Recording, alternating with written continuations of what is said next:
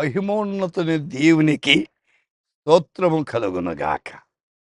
ఇలారా మీరు కులాసాగా ఉన్నారా?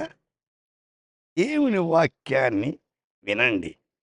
ఈ దినము ప్రకటన గ్రంథం 3వ అధ్యాయం 21వ వచనం.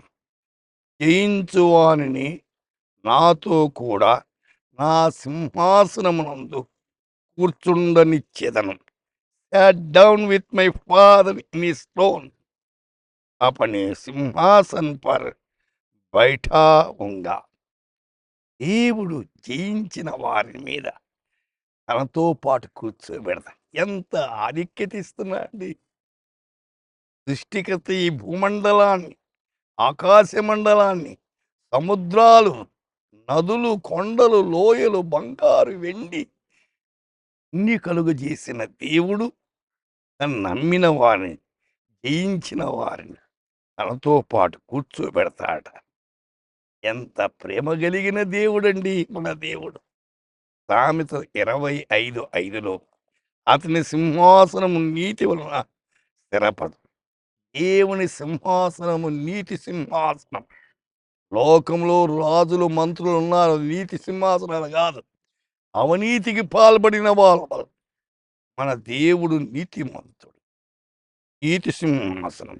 ఇర్మియా 14:21 ప్రశస్తమైన నీ సింహాసనం అవమానపరచకము.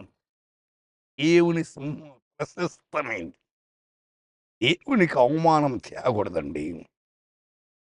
అందుచేతనే యేసయ్య మిమ్మును బట్టి అన్ని జనులలో నా నామము దూషింపబడుతుంది అన్నాడు.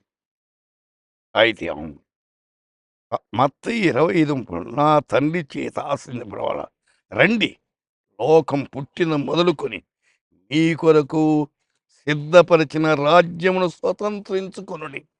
అయితే దేవుడు సిద్ధపరిచిన రాజ్యం, ఆయన రాజ్యానికి అర్హులు కావాల. కీర్తన 45:6లో దేవా నీ సింహాసనం నిరంతరము నిలుచును. కొన్ని రోజులు ఉండేది కాదే, నిత్యము ఉండే సింహాసనం. ఈనాడు లోకంలో కొంతమంది కొన్ని సంవత్సరాలే, మన దేవుడు నిత్యముండి నివాసం. హెబ్రీ 1:8లో దేవా నీ సింహాసనం నిరంతరము నిలుచును, నీ రాజ్యదండము న్యాయార్థమైన. దేవుడు న్యాయము తీర్చేవాడు, అన్యాయానికి పాల్పడేవాడు కాదు. ఈనాడు అనేక మంది అన్యాయానికి పాల్పడుతున్నారు. సోదరీ సోదరుడా, అన్యాయమును ఆశించ, అన్యాయము సైతాన్ని. అయితే దేవుడు న్యాయస్థుడైన దేవుని ఆనుకొని ముందుకు సాగదాం. ప్రార్థన చేసుకుందాం. పరిశుద్ధుడా మీకు వందనాలు, స్తోత్రం. మా శ్రోతలు నీ మీద ఆనుకొని ముందుకు సాగి దేవా మీ ఆశీర్వాదాలు పొందేదాన్ని కృప దయచేయండి. దేవా మీరెంతైనా నమ్మదగిన దేవుడు నాయన.